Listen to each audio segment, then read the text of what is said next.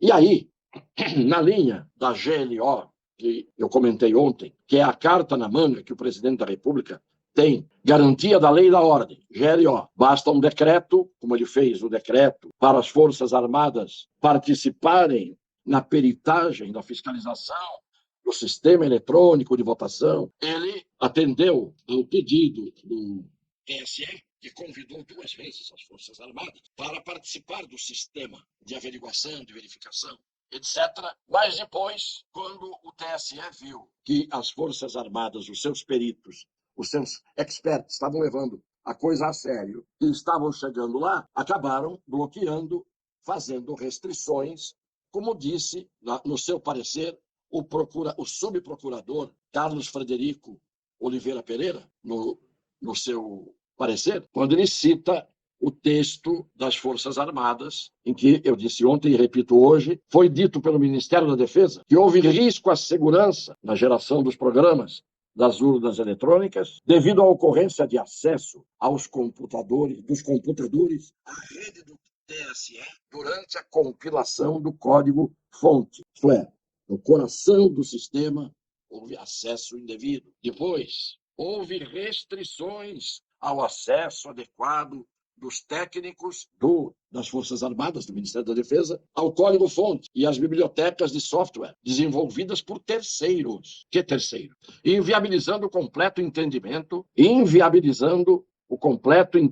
da execução do código, que abrange mais de 17 milhões de linhas de programação. E foi além. Ele fala, aliás, o subprocurador, de guerra híbrida, de guerra cibernética, e que são os membros especializados das Forças Armadas que têm a melhor condição de fazer a verificação, a fiscalização e assim por diante. Pois bem, como eu disse ontem, o TSE pouco se lixou para a manifestação do Ministério da Defesa, não aceitou, nem tomou conhecimento da sugestão de fazer uma comissão com máxima urgência para a verificação, proclamou o eleito, passando por cima de tudo isso, dos especialistas que foram chamados pelo próprio TSE.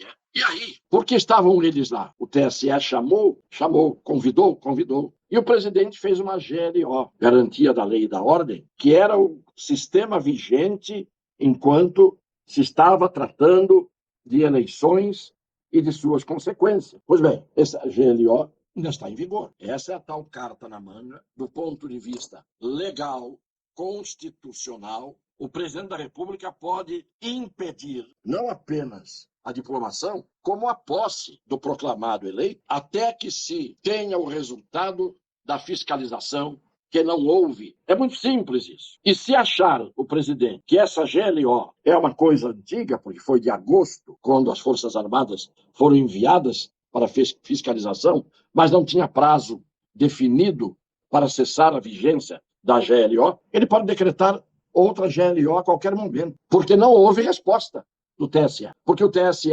não deu explicações sobre todas essas questões gravíssimas levantadas pelos peritos, que não foram furões, que não foram peritos bicões, foram peritos convidados pelo próprio TSE para fazer a fiscalização. Só que o TSE, certamente, não imaginava. Primeiro, que eles fossem, que o Ministério da Defesa mandasse alguém lá. Segundo, se viessem na cabeça, provavelmente, dos que decidem lá no TSE, se vierem, a gente breca aqui, bloqueia ali, interrompe lá, e vai ficar por isso mesmo. Mas não ficou, porque eles apresentaram todos os sinais de irregularidades gravíssimas. Só que o TSE jogou a toga na cara dos peritos do Ministério da Defesa e do próprio presidente da República, ao não tomar conhecimento de coisa alguma. Então, hoje, o presidente da República pode dizer o seguinte: senhores convidados, nós constatamos irregularidades, nós apresentamos quais são as irregularidades, e os senhores não se manifestaram, não se importaram. Só foi dito: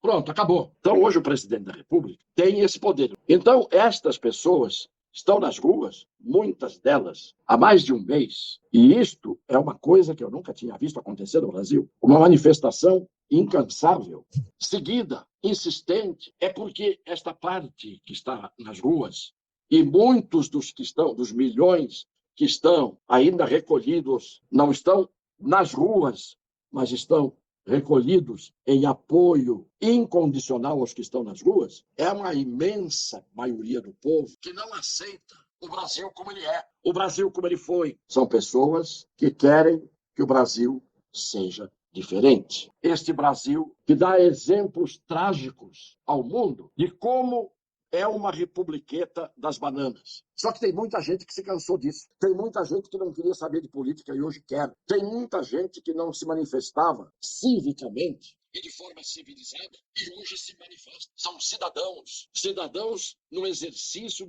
da cidadania, que envolve direito e dever. Algumas poucas pessoas dizem assim, é muito falatório e não leva a lugar nenhum. Bom, eu estou falando, muita gente está ouvindo, e foi de muita gente falar e de muita gente ouvir que hoje nós podemos dizer que o Brasil é capaz de pôr milhões de pessoas nas ruas em protesto legítimo contra o que o povo quiser. E por coincidência só está na rua a parte que não aceita a legitimidade do sistema eleitoral que nós acompanhamos, tangido, levado a seu belo prazer pelo Supremo Tribunal Federal, o órgão do cala-boca, o órgão da cassação, sob o aplauso daqueles que passaram anos e anos e anos falando do regime de chumbo, dos anos de chumbo. E que regime é este de hoje? Que caça, que censura, que prende, que condena sem processo. Que regime é esse? Hipócritas, hipócritas. Falar